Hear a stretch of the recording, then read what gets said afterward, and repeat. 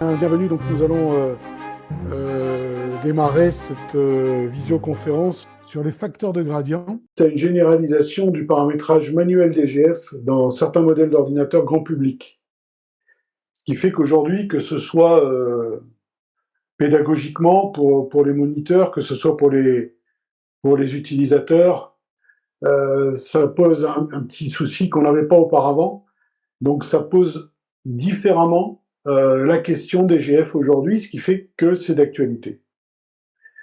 Au niveau des objectifs pédagogiques qu'on a ensemble, eh c'est d'abord de comprendre les GF, de tenter de répondre à la question pourquoi les GF. On va être capable de répondre à cette question pour certains types de GF, les GF jumeaux, mais pas pour les GF dissymétriques.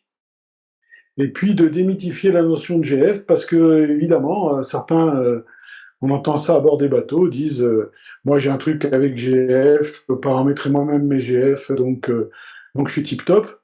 Alors qu'en fait, les GF, c'est pas quelque chose de magique, c'est pas quelque chose de vraiment nouveau non plus. On va voir tout ça ensemble.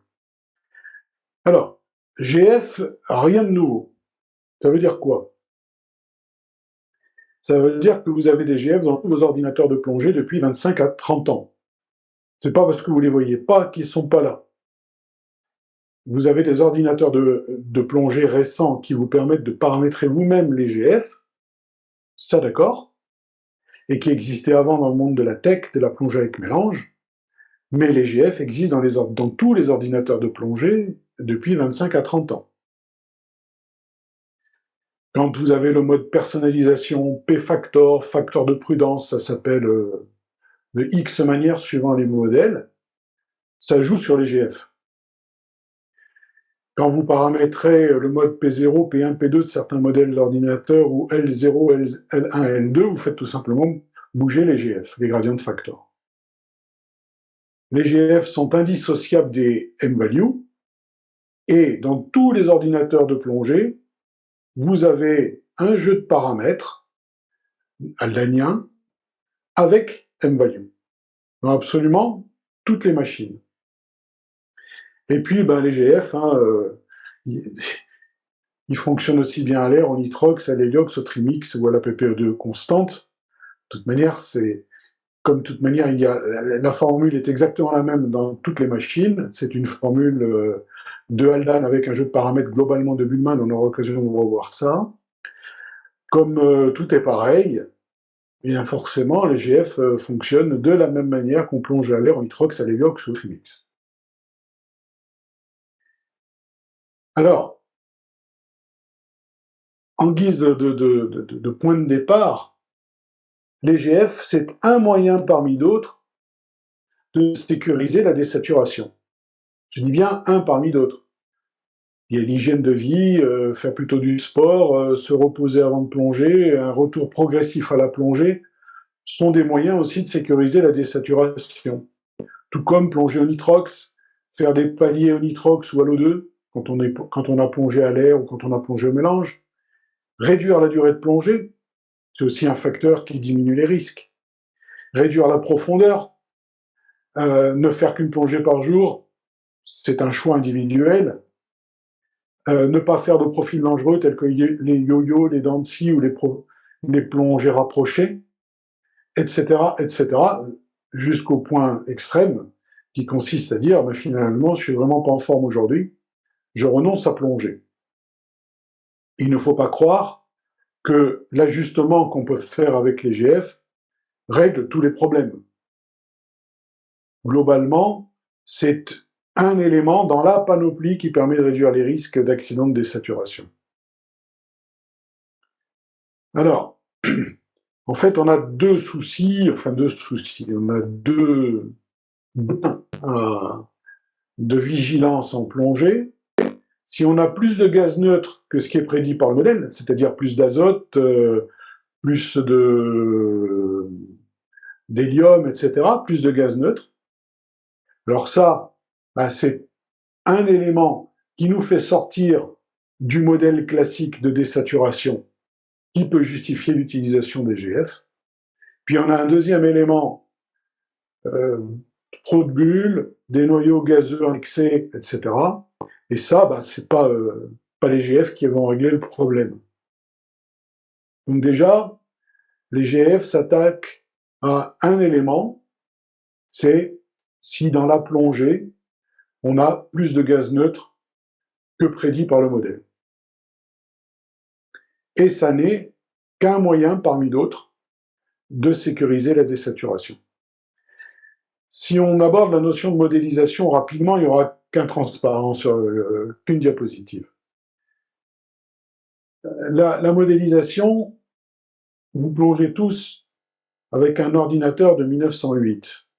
Alors évidemment, je dis ça en blaguant, mais les formules de calcul sont celles de Haldane de 1908, y compris dans les ordinateurs les plus récents. La modélisation d'Haldane a consisté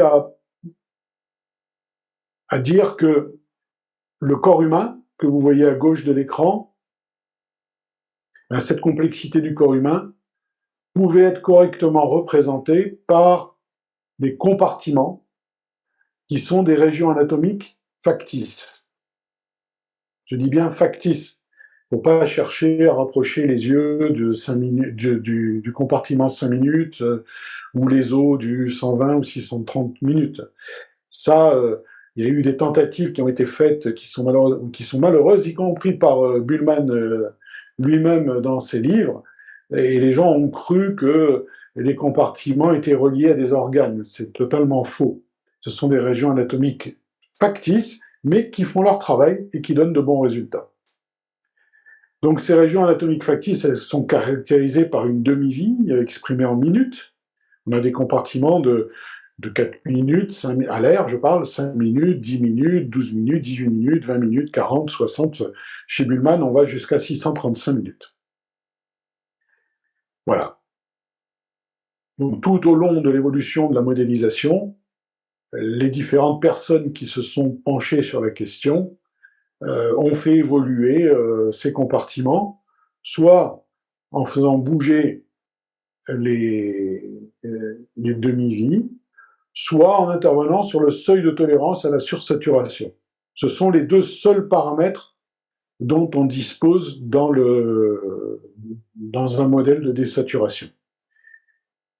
Et donc, comment les choses fonctionnent aujourd'hui sur toute la planète? On peut dire qu'en vigueur, on n'a que 3 modèles de désaturation. Celui de Haldane, qui est utilisé par tout le monde, celui du DCIEM au Canada, qui était utilisé par l'armée canadienne et qui maintenant figure dans un ordinateur plongé en option,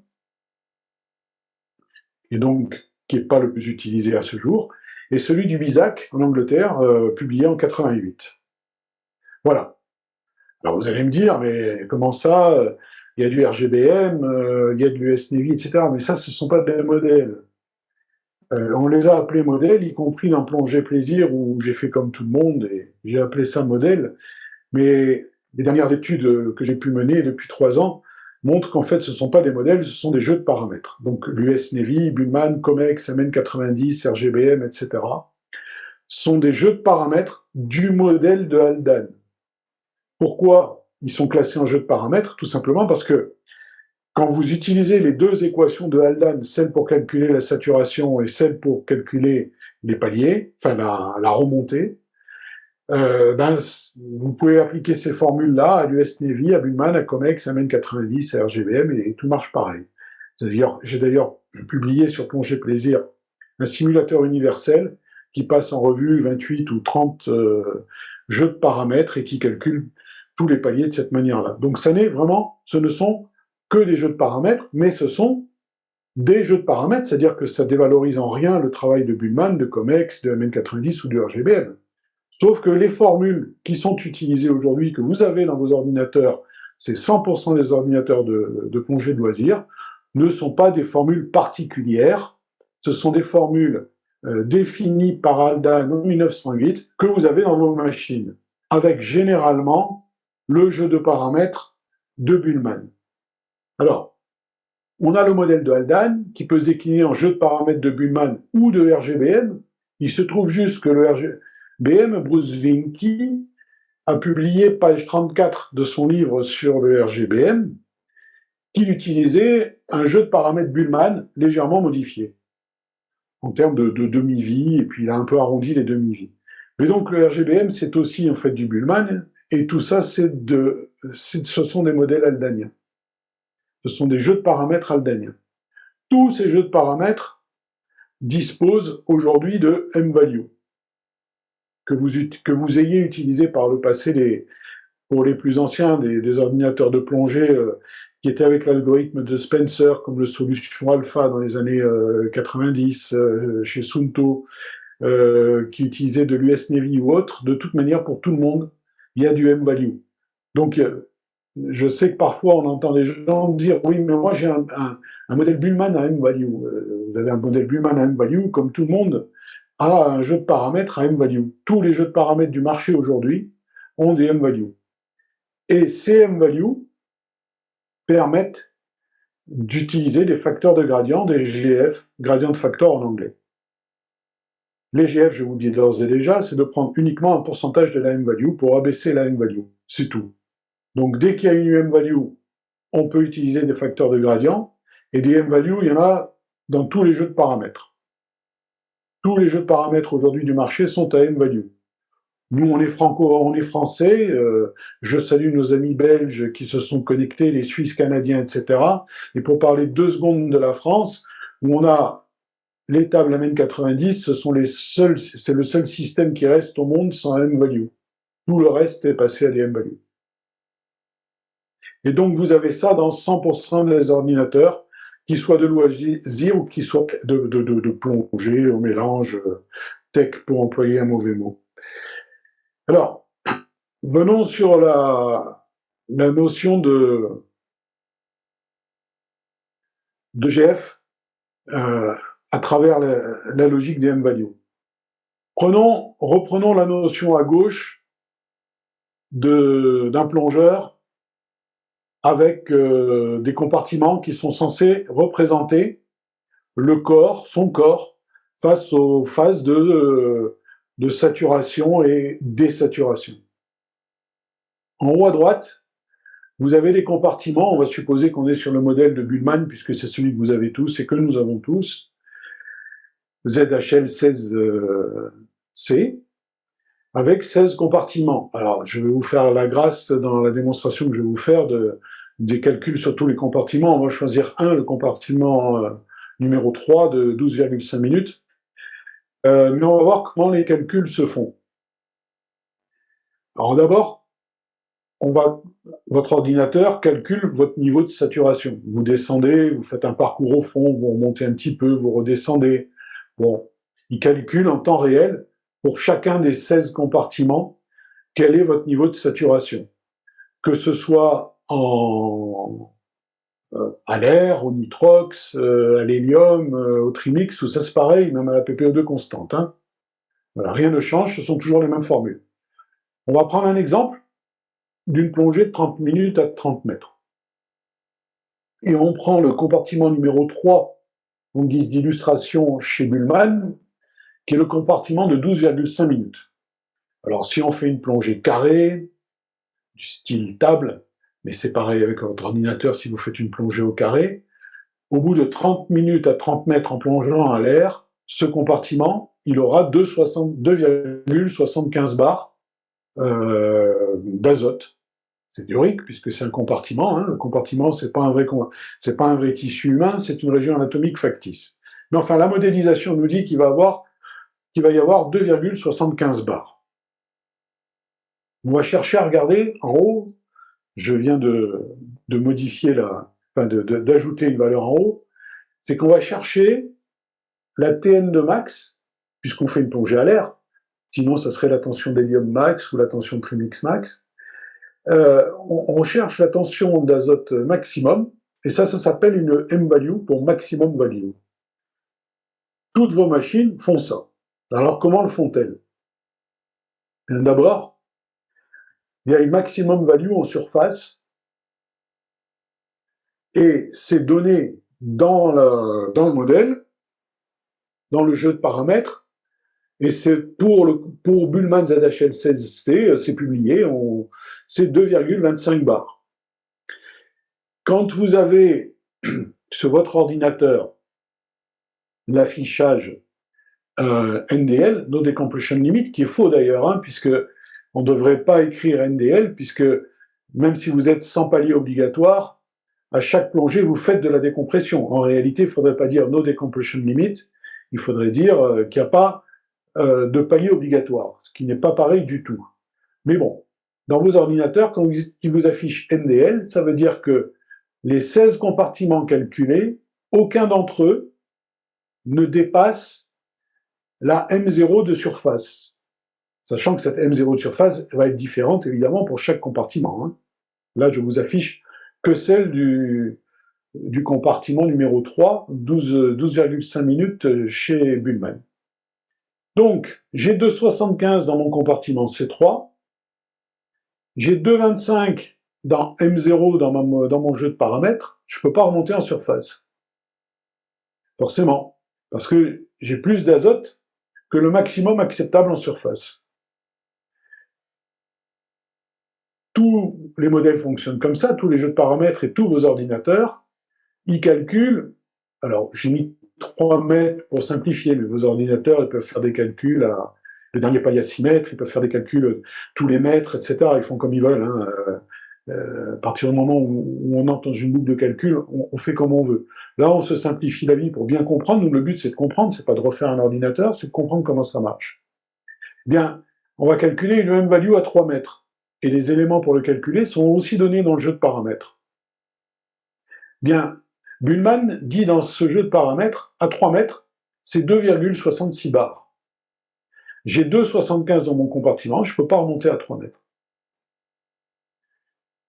On va regarder ce que ça donne à 6 mètres. À 6 mètres, Bullman nous dit, j'ai 3,08 max dans ce compartiment. Alors ce compartiment, le C3, peut remonter à 6 mètres, puisque à 6 mètres, la maximum value est de 3,08 et on a 2,75, donc on est inférieur au maximum. Donc on peut rejoindre 6 mètres. Si pour les 16 compartiments, il n'y a aucun compartiment qui est plus restrictif, on va pouvoir aller à 6 mètres. Dans cette plongée-là, 30 minutes, 30 mètres, c'est le compartiment numéro 3 qui est directeur, donc il va imposer sa loi, entre guillemets, à tous les autres compartiments. Et donc, on va devoir faire un palier à 6 mètres. Si vous prenez un simulateur pour Bullman, ben Bullman vous dit 1 minute à 6 mètres pour cette configuration-là, avec une masse volumique de l'eau de 1,03 kg par litre. Vous avez 1 minute à 6 mètres et 9 minutes à 3 mètres. Et la MN90, pour la même paramètre, vous donne 10 minutes à 3 mètres. Voilà, on est proche. Donc, on va devoir faire un palier à 6 mètres pour ce compartiment, et on sait, parce que j'ai fait le calcul avant, que c'est vrai pour tous les autres compartiments et qu'on n'aura pas à descendre plus bas.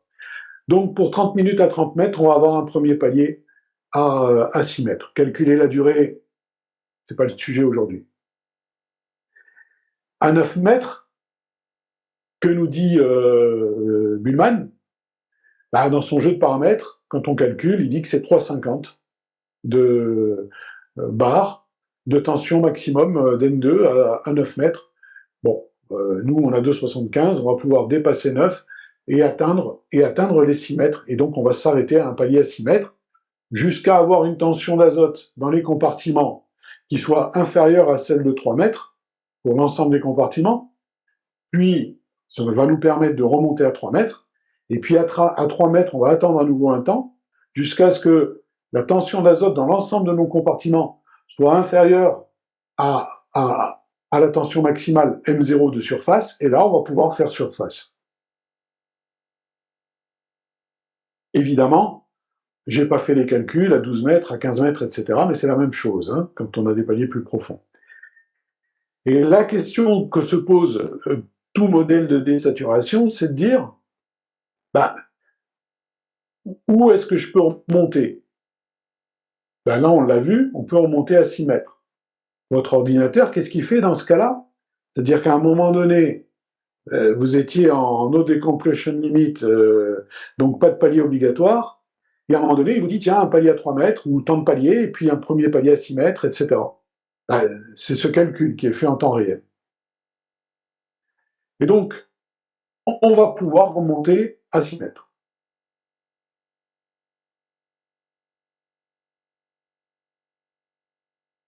Et, premier élément, tous vos ordinateurs font ça de cette manière-là, avec les M-values. Si maintenant, je m'amuse à ne pas garder les valeurs de Bullman, mais à les abaisser. Là, vous voyez qu'il y a 2,25 à M0, et je fais passer à 1,95. Et je vais faire pareil pour M3, M6, M9. Donc au lieu de 2,66, je prends 2,31. Au lieu de 3,08, je prends 2,68. Et au lieu de 3,50, je prends 3,04. Je n'ai pas pris ça au hasard, j'ai refait les calculs pour préparer ce cours, évidemment. Qu'est-ce que je fais quand je fais ça? J'applique des GF. Et là, on se rend compte que, en ayant baissé les M-values, je ne peux plus rejoindre 6 mètres parce que j'ai 2,75 bars dans mon compartiment. Mais là, à 6 mètres, on ne me tolère plus qu'une quantité maximale d'azote de 2,68. Donc, on me tolère moins que ce que j'ai. Donc, je ne peux pas y aller. Il faut que je m'arrête avant. Il faut que je m'arrête à 9 mètres. Et donc là, je vais faire un palier à 9 mètres. Bienvenue dans le monde des GF, qui se contente d'abaisser les valeurs maximum des M-values.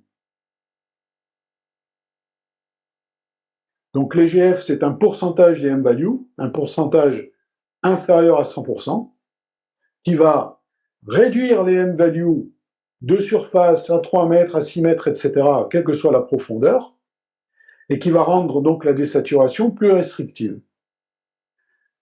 Suivant les cas, les GF peuvent conduire uniquement à augmenter la durée des paliers, ou bien à faire des paliers plus longs, plus profonds. Ça dépend du cas d'espèce.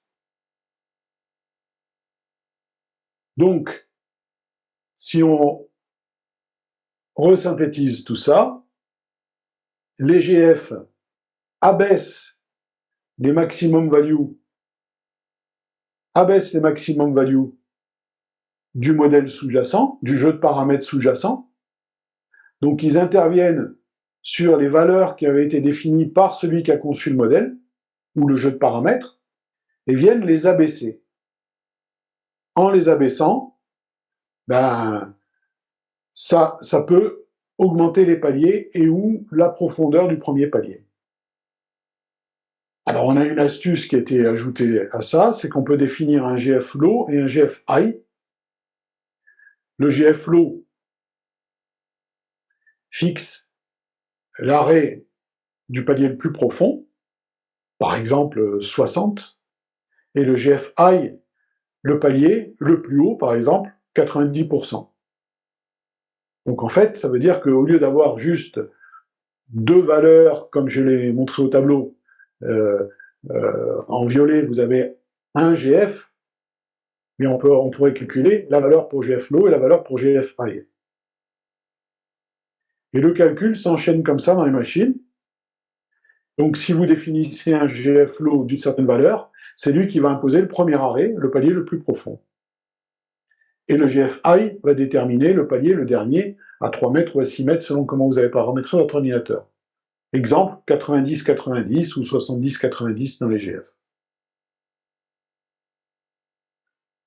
Alors, si on représente ça de manière graphique, avec le compartiment 5 minutes de chez Bullman, eh bien, on peut tracer la TND d'équilibre. La TND d'équilibre, c'est le pourcentage de gaz neutre fois la pression absolue. Bon, en dessous de cette tension-là, on est en sous-saturation. Au-dessus, on est en sursaturation. En sursaturation, ça veut dire qu'on dégaze. Ça ne veut pas dire qu'on est en sursaturation critique, hein, ça veut dire qu'on dégaze. Si on n'avait pas de M-value, comme les MN90, on serait sur cette droite en gris. Si on a des M-value, ben on a une marge de sécurité par rapport à l'absence de M-value, puisque les M-value s'inscrivent en dessous de la tension maximale acceptable sans M-value, et c'est une marge de sécurité.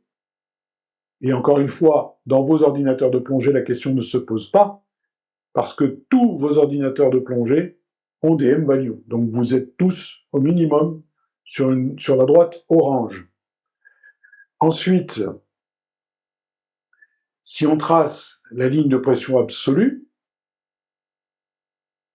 la voilà, les GF consistent à prendre la valeur de la M-value moins la pression absolue, à appliquer un pourcentage et à rajouter la pression absolue. C'est tout. Il n'y a rien d'autre dans le calcul. Si j'ai une M-value de 3,04 et une pression absolue au palier de 1,6, je vais faire 3,04 moins 1,6 fois 80% plus 1,6. Et c'est tout. Il n'y a rien d'autre. Et donc, si vous voyez les plongeurs sur l'écran, la remontée va se faire de la droite vers la gauche. À un moment donné, on est en sous-saturation, puis à un moment donné, on va passer en sursaturation. Ça veut dire qu'on va commencer. Là, si je passe en sursaturation au-dessus de cette courbe, je vais commencer à désaturer. Et puis, comme je vais taper la droite des M-value avant celle sans M-value, ben c'est ces M-value-là qui vont m'imposer un palier. Si je fais la même chose avec des GF 90-90, ça va m'abaisser les M-value, et donc je vais rencontrer la droite verte avant la orange, donc je vais faire des paliers soit plus longs, soit plus profonds. Et si je fais du 70-90, ça va être la même chose, c'est-à-dire que ça va m'imposer un palier à peu près similaire à 3 mètres, mais je vais devoir m'arrêter avant, parce que je vais rencontrer la ligne bleue avant la verte et avant la orange. J'ai abaissé artificiellement les valeurs maximales d'azote acceptables à 0 mètre, à 3 mètres, à 6 mètres, etc. Voilà une autre représentation du même phénomène. Comment est-ce qu'on lit ce schéma? Bien, c'est un exemple pour des plongées à 25 mètres, où j'ai comparé en bleu ce qui se passerait avec la table MN90, et en rouge, Bullman 100-100, et en vert, Bullman à 90-90. Quelque chose dont on n'a pas parlé, mais que certains d'entre vous doivent connaître, le facteur Q. Le facteur Q, c'est profondeur fois racine du temps. Profondeur fois racine du temps donne une indication extrêmement intéressante. C'est Humpelmann en 52 qui a sorti ça, puis Shields en 83 qui a associé une probabilité d'accident au facteur Q. Eh bien, on voit cette inflexion qui se produit là vers un facteur Q 190 ou 200. C'est-à-dire que c'est à partir de ce moment-là que les M-value commencent à entrer en action. Donc déjà, si vous voulez briller en société, vous pouvez dire que les M-value, ben, ça permet de durcir la désaturation pour les plongées longues et profondes. Les M-value ont été créés par Workman de l'US Navy en 1965, et l'objectif, c'était bien ça. Pour des plongées longues ou profondes, on a plus d'accidents que pour d'autres types de plongées. Donc ce sont des plongées avec facteur Q supérieur à 190 ou à 200. Encore une fois, profondeur en mètres fois racine du temps en minutes. Bien, dès qu'on dépasse cette zone de facteur Q de 190 à 200, qui correspond quand même à 80 minutes à 20 mètres, ou des choses comme ça, eh bien, ça entre en jeu. Ici, on est à 55 minutes à 25 mètres, ou 60 minutes à 25 mètres. Tout ce que vous voyez là, c'est sur 25 mètres. Hein. Donc, les M-value commencent le travail en disant, ben, au lieu de faire 47 minutes de palier, tu vas en faire 49, au lieu d'en faire 52, tu vas en faire 56, au lieu d'en faire 57, tu vas en faire 62, etc. Alors que avant, les valeurs sont similaires à la MN 90.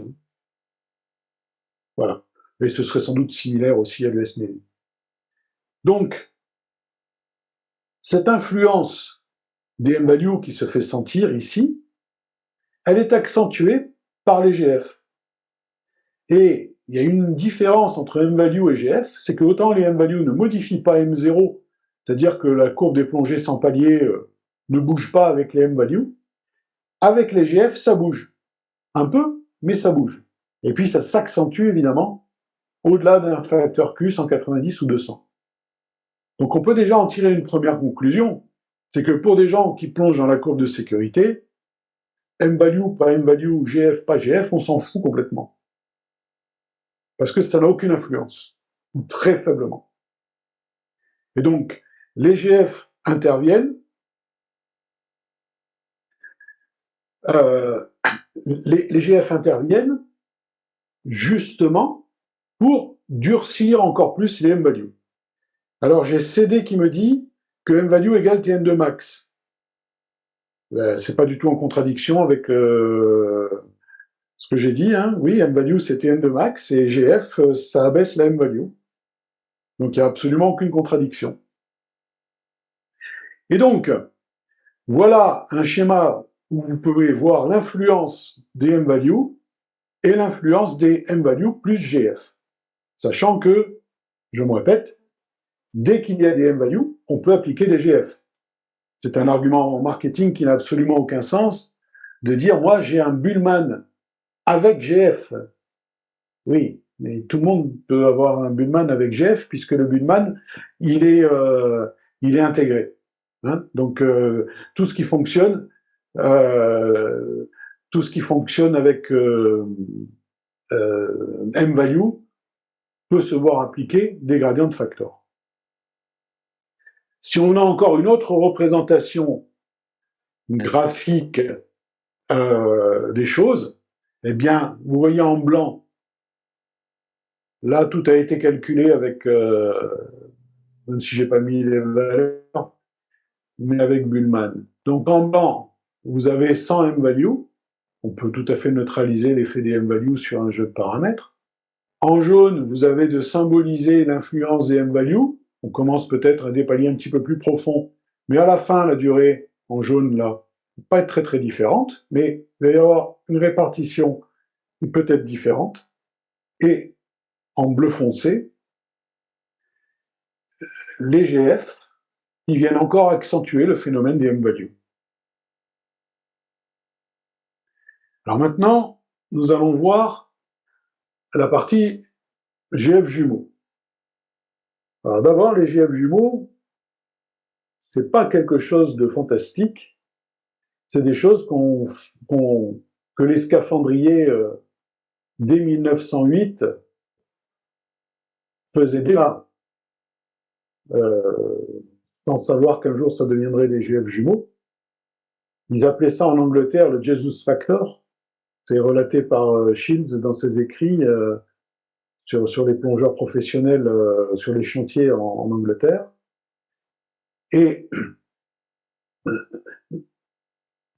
ça revient à quoi? Ça revient à prendre une table de plongée sur laquelle on va augmenter de manière fictive la durée de plongée.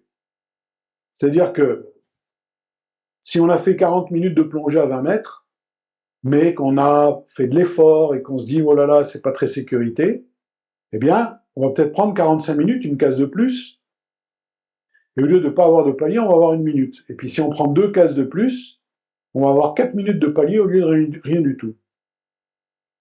Les GF, jumeaux, ça ne fait que ça. Ça rajoute de manière fictive un temps de plongée qui était la procédure table pratiquée depuis qu'on plonge et qu'on a des tables. Ce n'est rien d'autre.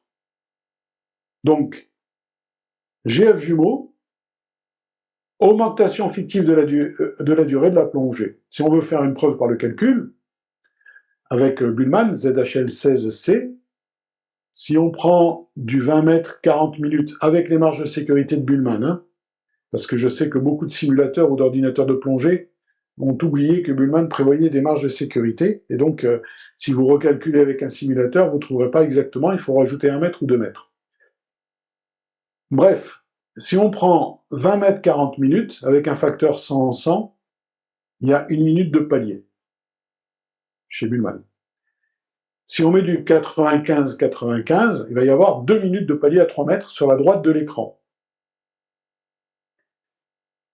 Et si on rajoute 3 minutes, mais qu'on reste en 100,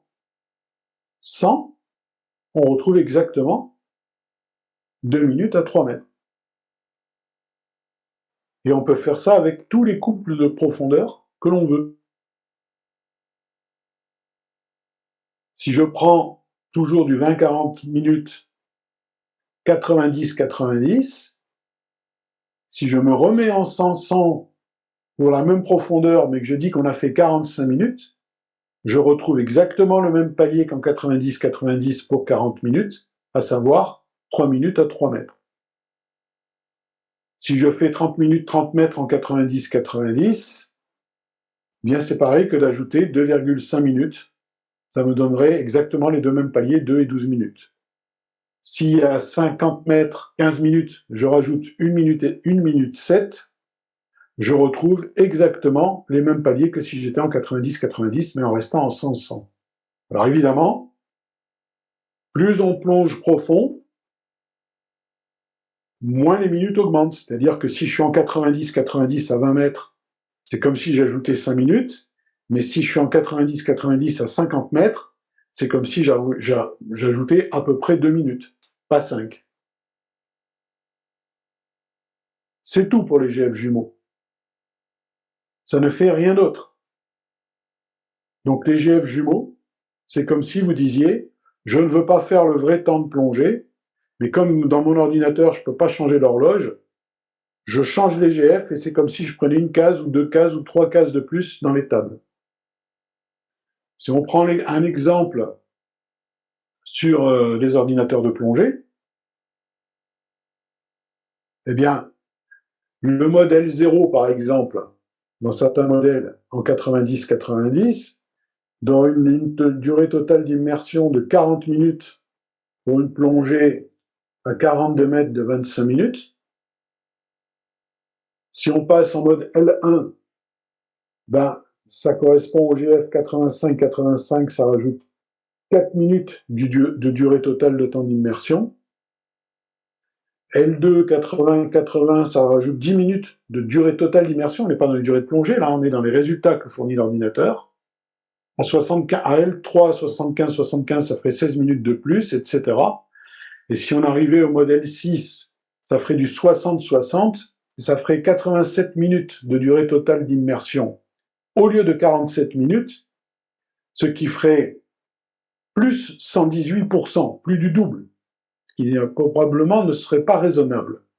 Bon, vous voyez d'ores et déjà qu'avec les coupes jumeaux pour les plongées à l'air, globalement 90-90 ça va très bien, et que si on a quelques facteurs favorisants, un 85-85 va aller bien. Au-delà, on entre dans de la, comment dire, dans une augmentation très forte des durées totales d'immersion qui risque de ne pas convenir aux autres membres de la palanquée. Il faut prendre aussi ça comme paramètre. Et puis, si vous en êtes au point de dire qu'il vous faut faire 2,18 fois, enfin 118, plus 118% de la durée totale donnée par un modèle validé, par un jeu de paramètres validé, comme celui de Bullman, moi je vous conseille à ce moment-là de ne pas plonger. Parce que ça veut dire que vous êtes dans un tel état que votre organisme souffre énormément s'il est obligé d'entrer dans ces considérations pour faire une désaturation à peu près sûre. Dans ce cas-là, il vaut mieux ne pas plonger, s'entraîner, retrouver une forme correcte, et puis après refaire de la plongée. Donc, les GF jumeaux, c'est une procédure qui est la même qu'à la table, qui s'appelait le Jesus Factor, mais avec des ordinateurs, qui augmente fictivement la durée de plongée. Alors, l'ajustement, il est forcément arbitraire. Ce serait une chimère de vouloir chercher quelle est la règle, quand est-ce que je passe à 90, 90, 85, 85.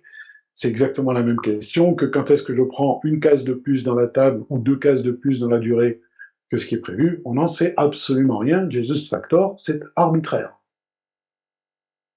Donc c'est au choix individuel de chacun. À l'air, il est raisonnable éventuellement d'être sur du 90-90 ou du 85-85. Au-delà, on commence à rentrer dans des choses qui tordent énormément la courbe de désaturation. Pour les GF dissymétriques, eh bien, ça force des paliers profonds.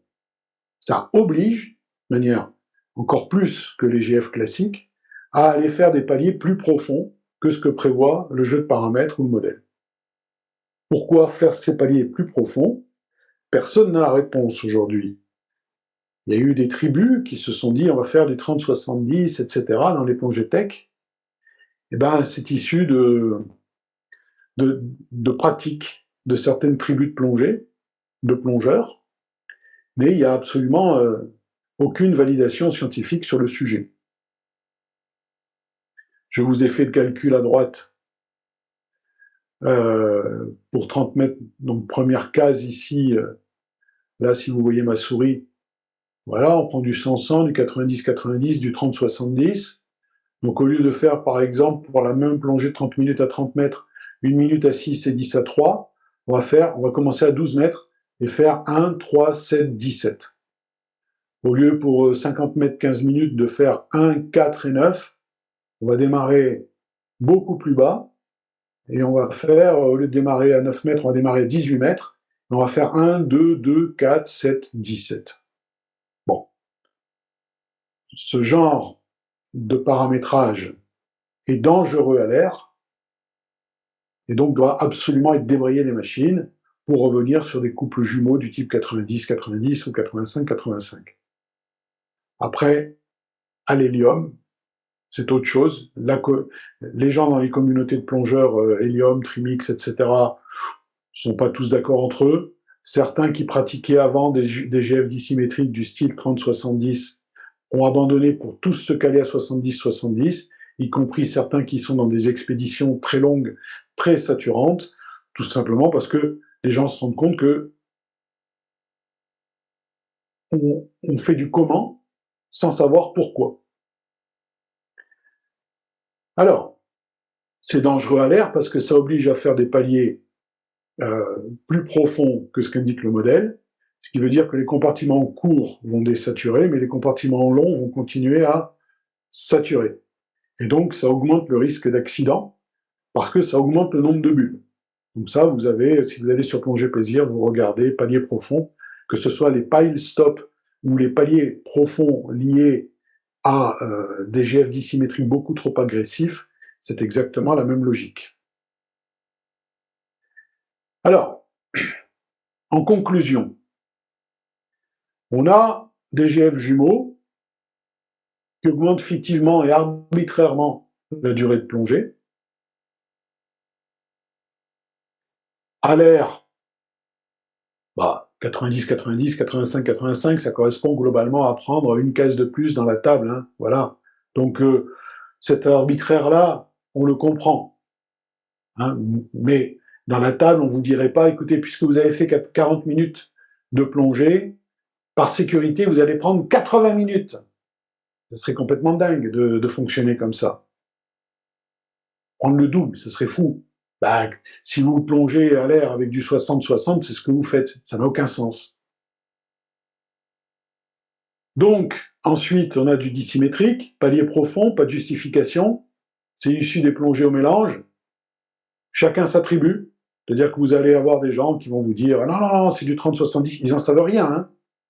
Ils ont aucun texte scientifique, il n'y a rien qui est publié, mais ils sont convaincus. Bon, qu'ils restent convaincus. Pour eux-mêmes, ça c'est leur choix pour leur plongée.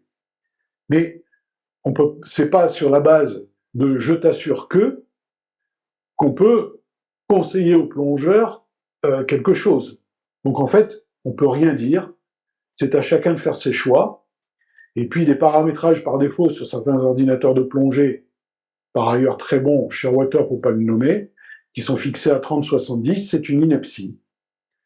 Parce que on se retrouve sur le terrain avec des niveaux 2 qui achètent cette machine qui, encore une fois, est excellente, mais qui arrive à paramétrer du 30-70, et à l'air, ça correspond à rien du tout. Après, on mélange, c'est autre chose. Les plongeurs mélange sont des plongeurs aguerris. Ils font leur choix à titre personnel, c'est leur problème. Mais si on a besoin de conseiller les choses, on ne peut pas rester sur du 30-70. Je suis en contact avec Tyler Cohen de Shearwater qui explique que c'est un éminent chercheur dont il ne peut pas donner le nom qui lui a dit ça, mais il n'y a pas d'article non plus scientifique. Voilà, donc on est dans le charlatanisme. Après, encore une fois, autant les GF jumeaux, on sait à quoi ça correspond, augmente effectivement la durée de plongée, et on peut jouer là-dessus. Pour le reste, c'est un champ d'études qui est ouvert, et c'est pas parce qu'il y a des gens qui sont convaincus dans leur tête de faire telle ou telle méthode que pour autant elle est justifiée scientifiquement. Voilà, donc on n'a rien sur les GF dissymétriques qui soit justifié scientifiquement. Alors j'ai une question de Patrick qui dit quel serait le sens d'un GF bas inférieur du type 100 pour le GF bas. Alors on pourrait arriver à des choses un peu bizarres. Alors ça marche si vous le faites, hein, ça vous accroît, ça augmente la durée du dernier palier ou des paliers proches de la surface. Ça pose quand même un problème parce que ça veut dire que la première M-value sur laquelle vous tapez, qui est la plus profonde, elle est à 100 du modèle du jeu de paramètres de Bullman, 100% Bullman, et que le deuxième, pour le palier qui suit, est à 70. Dans les cas extrêmes, on pourrait avoir un deuxième palier qui est plus contraignant que une M-value du deuxième palier qui est plus contraignante que la précédente, ce qui ferait une incohérence totale en désaturation. Alors, ça marche pour certains couples de valeurs, c'est bloqué dans les ordinateurs de plongée, vous ne pouvez pas mettre du 170, le GF low est forcément inférieur ou égal à GF high.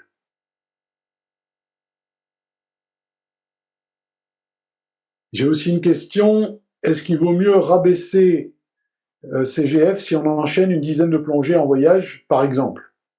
C'est un des moyens. C'est pas le seul. Par exemple, quelqu'un qui rabaisserait ses GF et continuerait à plonger à l'air, je pense que ce serait une incohérence de fonctionnement. Parce que si on enchaîne les plongées, comme on le fait tous en croisière, 4 plongées par jour, voire 5 avec la 5e de nuit de temps en temps, bon, c'est écrit dans aucun manuel qu'on peut le faire, mais on le fait tous. Très bien. Donc il faut prendre nos précautions, parce que c'est un facteur de risque supplémentaire. Ça ne veut pas dire qu'on va passer un accident, c'est pas 0 ou 1, mais c'est un facteur de risque de plus. Donc, si on veut prendre en compte ce facteur de risque, déjà, on essaie de se préparer avant la croisière et de reprendre l'entraînement si on est sédentaire, d'être plutôt à l'eau qu'à autre chose, de dormir correctement en croisière, de plonger peut-être au nitrox, et éventuellement d'avoir une influence sur les GF. Mais se dire, je continue à faire n'importe quoi, à faire la bringue, à pas faire d'activité physique, à pas boire que de l'eau, et je vais ajuster mes GF et tout va bien se passer, c'est pas raisonnable. Donc encore une fois, on revient sur ce que j'ai dit au tout début, à savoir que les GF, c'est un moyen parmi d'autres. Par exemple, cas typique, beaucoup d'ordinateurs ne permettent pas d'ajuster les GF sous l'eau. C'est bien dommage, parce que la vraie utilisation des GF jumeaux devrait être faite sous l'eau. C'est-à-dire que j'avais pas prévu du courant, j'ai eu beaucoup de courant, je me suis fatigué, je me suis fait peur, je suis en 90-90, je bascule en 80-80, parce que là, franchement, la plongée, elle n'a pas été top, quoi. Voilà, là, ce serait un usage parfaitement cohérent des choses. Alors, vérification via un capteur au dive, pourquoi pas, sachant qu'il faut comprendre faut vous travailler ceux qui utilisent la détection de bulles, bien sûr, c'est très bien, à la condition de savoir exploiter les résultats, bien évidemment. Hein. Je vous rappelle que des grades 3 ou 4 de bulles sur l'échelle de Spencer d'origine, ça favorise les risques d'accident, et à aucun moment, il n'y a aucune publication qui dit que ce serait bien de plonger avec des grades 0. C'est-à-dire que si vous êtes à 0 bulle, est-ce que c'est une bonne désaturation? Rien ne le dit. Ça dit que vous avez des bulles inférieures à 0,5 microns parce que en dessous, pardon, ça devient pas détectable. Est-ce que des toutes petites bulles voient mieux que voilà, quand on dit pas de bulle, c'est pas de bulle, hein, au Doppler.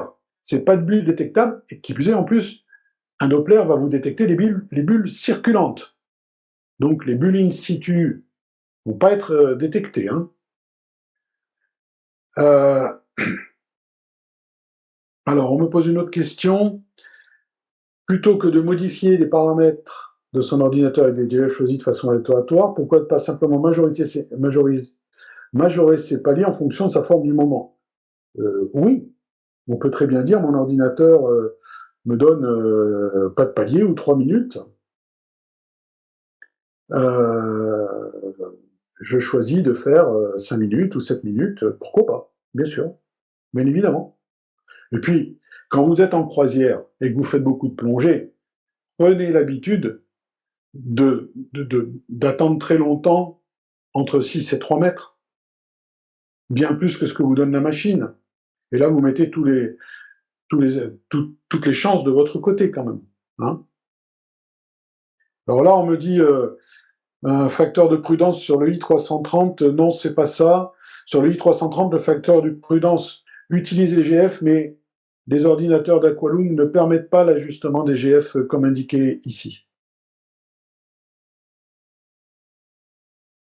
Les rapports 90-90, ça veut dire qu'on prend, c'est une question qui est posée, hein, que signifient les rapports 90-90, 60-90? C'est le pourcentage. C'est-à-dire qu'on prend 90, c'est ce que je vous expliquais tout à l'heure, à savoir que on prend 90% de la M-value, on prend 90% de la M-value pour le GF flow et 90% en 90-90 pour le GF haut. Je vais remettre le graphique de tout à l'heure. Voilà. C'est-à-dire que quand vous faites du 90-90, ça veut dire que vous allez abaisser la M-value de manière à ce qu'elle arrive sur la pente verte. C'est un schéma qui a été fait avec des données calculées, hein, de manière à être moins permissif qu'avec 100% du jeu de M-value. Et quand vous faites du 60-90, ça veut dire que le premier palier va être calculé avec les M-value de Bullman, mais 60% des M-value de Bullman, 60% de leur valeur, et 90% pour le palier le plus haut, et entre les deux, ça va passer de 60 à 90% progressivement par interpolation linéaire. Pourquoi certains ordinateurs acceptent que les paliers issus de durcissement peuvent ne pas être respectés et d'autres ne l'acceptent pas? Ah non, ça c'est faux. Non. Les seuls paliers... Alors, c'est pas le durcissement. Là, il y a confusion entre palier profond et utilisation des GF pour Tenrock. Là, hein. Non. Les seuls paliers qu'on peut effacer sans problème, ce sont les paliers profonds, qui sont dangereux à l'air. Il ne faut jamais respecter. Hein. Quand vous plongez à l'air, vous débrayez palier profond, c'est une stupidité. Et vous avez également une fiche info sur Plongée Plaisir là-dessus. Donc ça, oui, vous pouvez l'effacer. Après, quand vous allez jouer sur les GF, ça vous modifie vos paliers obligatoires, pas les paliers facultatifs. Donc, vous modifiez vos paliers obligatoires, donc les paliers donnés avec des GF ajustés deviennent des paliers obligatoires.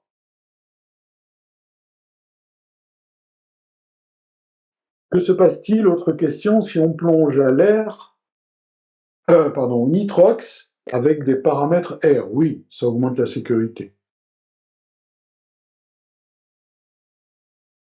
Est-ce que pour les plongées au nitrox, les réglages GF sont à faire de la même manière qu'avec de l'air? Il n'y a pas de réponse à ça. Encore une fois, Il y a pas, on ne vous dit pas qu'il faut régler les GF. Je vous montre comment se règlent les GF, à quoi ça correspond, et après vous faites ce que vous voulez en fonction de ce que vous plongez. De toute manière, si vous utilisez par exemple des ordinateurs de ce type Bullman ou Scuba Pro ou Sunto, vous aurez du 90-90 en modèle 0 ou P0, donc vous utiliserez les GF. Hein. Ça s'utilise de la même manière à l'air, Nitrox, au Trimix, ce que vous voulez. Y a-t-il une étude, autre question, Geoffroy, qui estime dans quelles conditions il est utile de faire un palier de confort, palier de sécurité non obligatoire? Non, pas à ma connaissance. C'est pas issu des modèles, hein, c'est non modélisé, ces paliers de 3 minutes à 3 mètres, même si le modèle ne dit rien. Hein. C'est pas modélisé, c'est les informaticiens qui ont rajouté ça. Ils se sont dit pourquoi pas. Autre question, Sylvain, poussant le raisonnement à l'extrême, si on sent enfant, pourquoi pas plonger à 500? Tout à fait. C'est tout à fait juste, Sylvain. Sauf que la plupart de tes ordinateurs ne l'autoriseront pas. Certains acceptent d'aller jusqu'à 99,99. Alors la raison quand même pour laquelle à l'ordinateur, il est quand même conseillé d'être plutôt à 90-90, c'est qu'avec un ordinateur de plongée, on perd des marges de sécurité. En particulier, on n'est pas sur une plongée carrée dans un ordinateur. Or, dans une plongée carrée, si on ne plonge pas réellement au carré, on a de la marge de manœuvre sous la courbe de la plongée réelle, une marge de sécurité. Ensuite, sur les tables, ils considèrent qu'on est téléporté instantanément au fond à la profondeur maximum. Or, avec un ordinateur, on suit réellement la courbe de plongée. Donc on perd également une petite marge de sécurité. Ensuite, sur les tables, quand on fait 40 minutes à 20 mètres, par exemple, sur des tables, on aura peut-être fait 37 minutes, 38 minutes, et on va quand même prendre 40. On perd aussi cette marge de sécurité. Donc, pour ces raisons, on peut dire que peut-être qu'avec un ordinateur, par rapport aux modèles qui, quand même, ont été conçus, Bullman, US Navy, etc., d'abord avec des tables, puis portés sur des ordinateurs de plongée, en scalant à 90-90 ou à 95-95, on reste sécuritaire. Alors, y a-t-il une corrélation entre l'âge et les GF? Aucune étude sur le sujet. Et puis Dominique qui pose la question de est-ce que tout ça c'est OK pour la PP2 constante? Tout à fait. C'est valable pour tout. Voilà. Mais écoutez, alors dernière question. Quelle est la responsabilité d'un guide de palanquée qui ferait modifier un GF excessif au regard de son état de forme et du reste de la palanquée en cas d'accident? Ah, ça doit rester le choix du plongeur, bien évidemment. Alors, on me dit, j'ai un ordinateur qui se met au mieux 85-85. Ben, c'est bien dommage.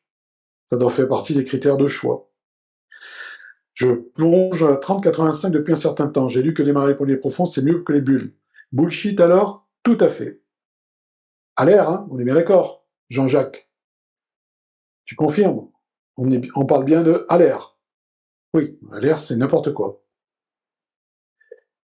Tout à fait. Mais écoutez, je vous remercie beaucoup. Je vous souhaite une bonne soirée.